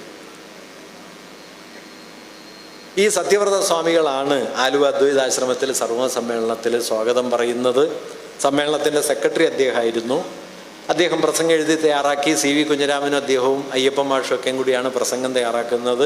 അത് ഗുരുവിനെ കാണിച്ച് വായിച്ച് സമ്മതം മേടിച്ചിട്ടാണ് അദ്ദേഹം സ്വാഗത പ്രസംഗമായി വായിക്കുന്നത്. ആ പ്രസംഗത്തിൽ ഇങ്ങനെ ഒരു ഭാഗമുണ്ട്. അതെന്താന്ന് വെച്ചാൽ, സ്വാമികൾ പറഞ്ഞത്, അലോപ്പതി ചികിത്സ കണ്ടെത്തിയത് പാശ്ചാത്യരായ ക്രൈസ്തവരാണ് എന്നതുകൊണ്ട് ഹിന്ദുക്കളോ മുസ്ലിങ്ങളോ അലോപ്പതി ചികിത്സ സ്വീകരിക്കാതിരിക്കുന്നില്ലല്ലോ. ആയുർവേദം വയസ്കര മൂസതിൻ്റേതാണ് എന്നതുകൊണ്ട് ക്രിസ്ത്യാനികൾ ആയുർവേദ ചികിത്സ ഒഴിവാക്കുന്നില്ലല്ലോ. അടുത്ത വരി, അഷ്ടാംഗഹൃദയം ബൗദ്ധരചനയായതുകൊണ്ട് ഏകാദശി നാളിൽ അഷ്ടാംഗഹൃദയം വായിക്കരുത് എന്ന് മലയാള ബ്രാഹ്മണർ വിലക്കേർപ്പെടുത്തിയിട്ടുണ്ടെങ്കിലും ഏകാദശി ദിവസം വലിവ് വന്നാൽ അഷ്ടാംഗഹൃദയം നിർദ്ദേശിക്കുന്ന ധന്വന്തരം ഗുളിക കഴിക്കാൻ മലയാള ബ്രാഹ്മണരും മടിക്കുന്നില്ലല്ലോ. അവസാന വാക്യം, ശരീരത്തിൻ്റെ രോഗങ്ങൾക്ക് മതഭേദം കൂടാതെ ചികിത്സയാകാമെങ്കിൽ ആത്മാവിൻ്റെ അന്വേഷണങ്ങൾക്ക് എന്തിനാണ് മതഭേദം? ഇതാണ് കേട്ടോ ഗുരു. ഇതാണ് ഗുരു. ശരീരത്തിൻ്റെ രോഗങ്ങൾക്ക് നിങ്ങൾക്ക് മതഭേദം കൂടാതെ ചികിത്സയാകാമെങ്കിൽ, ഇത്രയും മൂർത്തവും ഇത്രയും ഭൗതികവുമായ ശരീരത്തിന് മതഭേദം കൂടാതെ ചികിത്സയാകാമെങ്കിൽ അദൃശ്യവും അമൂർത്തവും അപരിമേയവുമായ ആത്മാവിൻ്റെ അന്വേഷണത്തിന് എന്തിനാണ് മതഭേദം? ഈ ചോദ്യം ഹൃദയത്തിൽ വേണം. ഇതാണ് ഗുരു. ഈ ചോദ്യം ഇല്ലെങ്കിൽ, അല്ലെങ്കിൽ ഈ ആശയം ഇല്ലെങ്കിൽ, ഗുരു കാളിനാടകം എഴുതിയില്ലേ, ഭദ്രകാളി അഷ്ടകം എഴുതിയില്ലേ, സുബ്രഹ്മണ്യ സ്തോത്രം എഴുതിയില്ലേ? ഇതെല്ലാം ഹിന്ദു ദൈവങ്ങളല്ലേ, അതുകൊണ്ട് ഗുരു ഹിന്ദു സന്യാസിയല്ലേ എന്നെല്ലാം ചോദിക്കുന്ന ഒരു താർക്കിക യുക്തിയിൽ പോയിപ്പെടും. അദ്ദേഹം ഏതെങ്കിലും ഒരു മതത്തിൻ്റെ വിശ്വാസത്തിനോ ആരാധനാ പാരമ്പര്യത്തിനോ ഒട്ടും എതിരായിരുന്നില്ല. അദ്ദേഹം വിഗ്രഹങ്ങളൊക്കെ പ്രതിഷ്ഠിച്ചു. വിഗ്രഹങ്ങളെല്ലാം ചൈതന്യപൂർണ്ണങ്ങളാണെന്ന് സ്വയം വിശ്വസിച്ചിട്ടുമല്ല. അത് ഗുരു ഒരു ഘട്ടത്തിൽ പറയുന്നുണ്ട്. വാഗ്ബടാനന്ദൻ ഗുരുവിനോട് എന്ന് സംഭാഷണ മധ്യേ പറയും, ഈ വിഗ്രഹമൊക്കെ കല്ലല്ലേ? അപ്പോൾ ഗുരു പറയും, അങ്ങനെയാണ്, പിന്നെ എന്തിനു പ്രതിഷ്ഠിക്കുന്നു? അപ്പോൾ ഗുരു പറയും, അത് നമുക്ക് വേണ്ടിയല്ലല്ലോ, അവർക്ക് വേണ്ടിയല്ലേ. വിശ്വസിക്കുന്ന ആൾക്ക് വേണ്ടിയിട്ടാണ്, നാമായിട്ട് വിശ്വസിച്ചിട്ടല്ല. പക്ഷെ വിശ്വസിക്കുന്നവരുണ്ടല്ലോ, അവരെ തർക്കിച്ചു തോൽപ്പിക്കാനൊന്നും ഗുരു മുതിരുന്നില്ല, അവർക്ക് വേണ്ടിയല്ലേ. വാഗ്ബടാനന്ദനുമായിട്ട് വേറൊരു സന്ദർഭമുണ്ട് കേട്ടോ. ഈ വിഗ്രഹപ്രതിഷ്ഠയെക്കുറിച്ച് വാഗ്ബടാനന്ദനും ഗുരുവും തമ്മിൽ തർക്കം മൂത്ത് കഴിഞ്ഞ സമയത്ത് വാഗ്ബടാനന്ദൻ പറഞ്ഞു, ഇക്കാര്യത്തിൽ ഞാൻ അങ്ങയോട് യോജിക്കുന്നില്ല എന്ന് പറഞ്ഞു. ഗുരു പറഞ്ഞു, നാമും യോജിക്കുന്നില്ല എന്ന്. ഗുരുവിൻ്റെ വിഗ്രഹപ്രതിഷ്ഠയോട് യോജിക്കുന്നില്ല എന്നാണ് വാഗ്ബടാനന്ദൻ പറഞ്ഞത്. ഞാനും യോജിക്കുന്നില്ല എന്നാണ് ഗുരു പറഞ്ഞത്. പ്രതിഷ്ഠിക്കണമെന്ന് മൂപ്പര് തന്നെയാണ്. ഇങ്ങനെ ഞാൻ പറഞ്ഞത്, ആരെങ്കിലും തൻ്റെ എതിരാളിയാക്കി മാറ്റാനോ അവരുടെ എതിർവീക്ഷണങ്ങൾ തൻ്റെ ശത്രുസ്ഥാനത്ത് അവരെ പ്രതിഷ്ഠിക്കാനോ ഒന്നും ഗുരു മുതിർന്നിട്ടില്ല. അതിൻ്റെ അർത്ഥം അതെല്ലാം ഗുരു അതേപടി ഉൾക്കൊണ്ടു അംഗീകരിച്ചു എന്നൊന്നും അല്ല. വളരെ സൗമ്യമായി അദ്ദേഹം അതിനെയൊക്കെ മറികടക്കാൻ ശ്രമിച്ചുകൊണ്ടിരുന്നു. ആചാരങ്ങൾക്കപ്പുറം മതത്തെ അതിൻ്റെ ധാർമ്മിക മൂല്യമാക്കാനും ആ ധാർമ്മിക മൂല്യത്തെ ദൈവഭാവനയാക്കാനും ആ ദൈവഭാവനയിൽ മനുഷ്യനെ കൂടി ഉൾച്ചേർക്കാനുമുള്ള അതിവിപുലമായ ഒരു ധാർമ്മിക വിപ്ലവത്തിൻ്റെ പേരായിരുന്നു വാസ്തവത്തിൽ നാരായണ ഗുരു എന്നത്. ആ പാരമ്പര്യമാണ് വാസ്തവത്തിൽ ആധുനിക കേരളത്തെ രൂപപ്പെടുത്തുന്നതിൽ ഏറ്റവും വലിയ പങ്ക് വഹിച്ചത്. ഇന്ത്യ മുഴുവൻ നടന്നു കണ്ട ആളായിരുന്നു വിവേകാനന്ദനെങ്കിലും കേരളത്തിൽ വന്നപ്പോഴാണ് ഭ്രാന്താലയം എന്ന് വിളിക്കാൻ മൂപ്പർക്ക് തോന്നിയത്. ഇത്രയും ഭ്രാന്ത് വേറെ എവിടെയും കണ്ടിട്ടില്ല. തൊട്ടുകൂടാത്തവർ, തീണ്ടിക്കൂടാത്തവർ, ദൃഷ്ടിയിൽപ്പെട്ടാൽ ദോഷമുള്ളോ എന്നൊക്കെ ആശാൻ പറഞ്ഞതുപോലെ പകൽ വെളിച്ചത്തിൽ ഇറങ്ങി നടന്നാൽ ആ നിഴല് വീണാൽ ഭൂമി കളങ്കമാകും എന്ന് നിർദ്ദേശിക്കപ്പെട്ടതുകൊണ്ട് പകൽ വെളിച്ചത്തിൽ ഇറങ്ങി നടക്കാൻ അവകാശമില്ലാത്ത ജാതികളുണ്ടായിരുന്നു കേരളത്തിൽ. കഴിഞ്ഞ നൂറ്റാണ്ടിൻ്റെ തുടക്കം കേട്ടോ. പീടികയിൽ ചെന്ന് ഉപ്പ് എന്ന്, പുളിച്ചതെന്ന് പറയാതെ ഉപ്പ് എന്ന് നേരിട്ട് പറഞ്ഞതിൻ്റെ പേരിൽ ഒരു യുവാവിനെ തല്ലിക്കൊന്ന നാടാണിത്. അവിടെ നിന്ന് നാം ഇവിടേക്ക് എത്തിയത് വലിയ ഒരു ചുവട് വെച്ചിട്ടാണ്. ആ ചുവടിൻ്റെ മുഴുവൻ ഊർജവും കിട്ടിയ ഒരു സ്ഥാനമായിരുന്നു നാരായണ ഗുരു എന്നത്. ആ ഊർജത്തെ മുഴുവൻ ആറ്റൂർ രവിവർമ്മ കവിതയിൽ പറയും, പകലേ വെട്ടിയ നീളം മുഴുവൻ ഒരൊറ്റ വലിയാൽ പുറകോട്ടാക്കാൻ ഉള്ള ശ്രമമാണ് വാസ്തവത്തിൽ ഇപ്പം നടക്കുന്നത്. പകലേ വെട്ടിയ നീളം മുഴുവൻ ഒരൊറ്റ വലിയാൽ പുറകോട്ടാക്കാൻ പോന്ന മട്ടിൽ മതയാഥാസ്ഥിതികത്വം, വർഗീയത, ജാതീയത, വിഭാഗീയത, അന്യമത വിദ്വേഷം, ആചാരഭ്രാന്ത്, വ്യക്തിഗത മാത്സര്യം, ഉപഭോഗാസക്തി, ഇതെല്ലാം നമ്മുടെ ജീവിതത്തെ പല നിലയ്ക്ക് വലയം ചെയ്യുന്നൊരു കാലത്ത് വാസ്തവത്തിൽ സംസ്കാരത്തിൻ്റെ മണ്ഡലവും ആ മണ്ഡലത്തിൽ നാം നടത്തുന്ന ഇടപെടലുകളും വാസ്തവത്തിൽ അതിപ്രാധാന്യമുള്ളതാണ്. കേരളത്തെ സംബന്ധിച്ച് ഒരു കാര്യം കൂടി പറഞ്ഞ് ഞാൻ അവസാനിപ്പിക്കാം. കേരളം എന്നത് ഭീമാകാരമായൊരു മധ്യവർഗമുള്ള സമൂഹമാണ്. ഏതാണ്ട് ജനസംഖ്യയുടെ 50-60% മിഡിൽ ക്ലാസ് എന്ന് വിളിക്കുന്നതിൻ്റെ പല തട്ടുകളാണ്. 10-20% സമ്പന്നരുമുണ്ട്. ഇതെല്ലാം കൂടി ചേർന്ന ഒന്നാണ് കേരളത്തിൻ്റെ സാമൂഹ്യ ജീവിതത്തിൻ്റെ കേന്ദ്രം. അതുകൊണ്ട് ഈ മധ്യവർഗാഭിലാഷങ്ങളോടും അവരുടെ വീക്ഷണഗതികളോടും കൂടുതൽ കെട്ടുപിണഞ്ഞ് കിടക്കുന്ന കാര്യപരിപാടികൾക്ക് കേരളത്തിൽ കൂടുതൽ സ്വീകാര്യത വരും.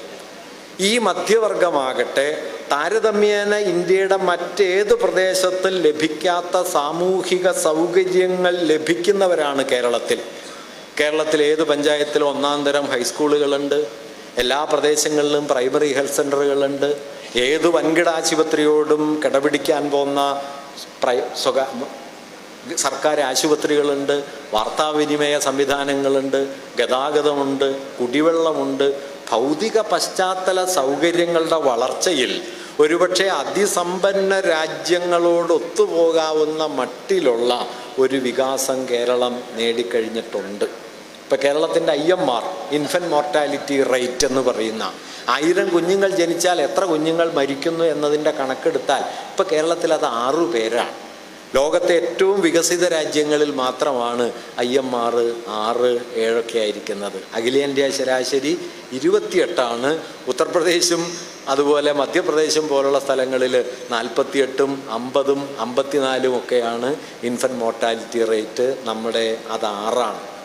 നമ്മുടെ സാക്ഷരത 100%, നമ്മുടെ സ്കൂൾ പ്രവേശനം 100%, നമ്മുടെ ആയുർദൈർഘ്യം ഏതാണ്ട് 80 അടുത്തു. ഇങ്ങനെ ഭൗതികമായ സാമൂഹ്യ വികാസം കഴിഞ്ഞ 50 വർഷം കൊണ്ട് ഏതാണ്ടൊരു വികസിത രാജ്യത്തിൻ്റെ തലത്തിലേക്ക് എത്തിച്ചേരുന്ന സ്ഥിതി ഉണ്ടായി.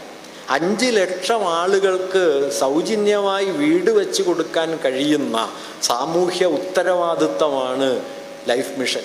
ചെറിയ കാര്യമൊന്നുമല്ല. ലോകത്ത് ഒരു സ്ഥലത്തും ഉണ്ടാവില്ല 5 ലക്ഷം മനുഷ്യർക്ക് സ്വന്തമായിട്ട് വീട് വെച്ച് കൊടുക്കുന്നു. 3-4 സെൻറ്റ് സ്ഥലത്ത് സ്വന്തമായിട്ട് വീട് വെച്ച് കൊടുക്കുന്നു. അതിദാരിദ്ര്യം എന്നത് കേരളത്തിൻ്റെ സാമൂഹ്യ ഘടനയിൽ നിന്ന് ഇല്ലാതാക്കപ്പെടുന്നു.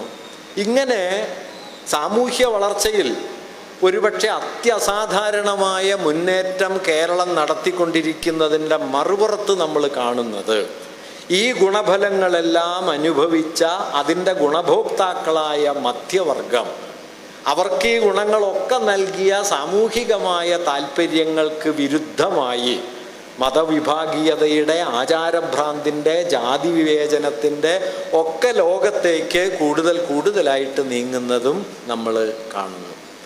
നമുക്ക് ധാരാളം അഭ്യസ്ത വിദ്യരുണ്ട്. അഭ്യസ്ത വിദ്യരൊക്കെ ജാതിഭ്രാന്തന്മാരായിക്കൊണ്ടിരിക്കുന്നു എന്നതാണ് ഒരു കൗതുകം. അപ്പോൾ ഈ വിദ്യയ്ക്ക് എന്ത് സംഭവിക്കുന്നു എന്നതൊരു വിചിത്രമായ പ്രശ്നമാണ്. നിങ്ങൾ MSc പൊളിറ്റിക്കൽ സയൻസിൽ PhD നേടുകയും അതിനുശേഷം ജാതി വളരെ ന്യായമാണെന്ന് കരുതുകയും ചെയ്താൽ ഈ PhDക്ക് എന്ത് പറ്റി?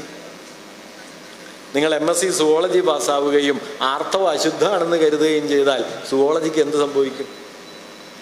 ഇത് കേരളത്തിലുണ്ട്. കേരളത്തിൽ നിങ്ങൾ ശ്രദ്ധിച്ചോളൂ. ഏറ്റവും അഭ്യസ്ത വിദ്യരും മധ്യവർഗപരമായ ജീവിത സുരക്ഷ അനുഭവിക്കുന്നവരുമായ ആളുകൾ കൂടുതൽ അതിയാഥാസ്ഥിതികത്വത്തിൻ്റെ പിടിയിലേക്ക് നീങ്ങുക.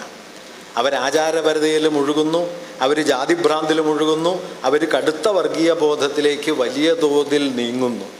ഇത് കേരളത്തിൻ്റെ ഒരു റിവേഴ്സ് മോഡലാണ്. അതായത് സാമൂഹ്യ ഭൗതിക വികാസം ഉച്ചസ്ഥാനത്തെത്തുക, സാമൂഹിക അവബോധം വിപരീതമായിത്തീരുക. വാസ്തവത്തിൽ കേരള മോഡൽ എന്ന് വിശേഷിപ്പിക്കപ്പെട്ടത് സാമ്പത്തിക വളർച്ച ഏറ്റവും കുറഞ്ഞു നിൽക്കുകയും സാമൂഹ്യ നീതിബോധം ഏറ്റവും ഉയർന്നു നിൽക്കുകയും ചെയ്യുന്ന സമൂഹം എന്ന നിലയിലാണ് 1970കളിൽ അമർത്യാസെന്നും സുഹൃത്തുക്കളും കേരളത്തെ കേരള മാതൃക എന്ന് വിളിച്ചത്. ഇന്ന് കേരള മാതൃക ഒരു വിപരീത മാതൃകയാണ്.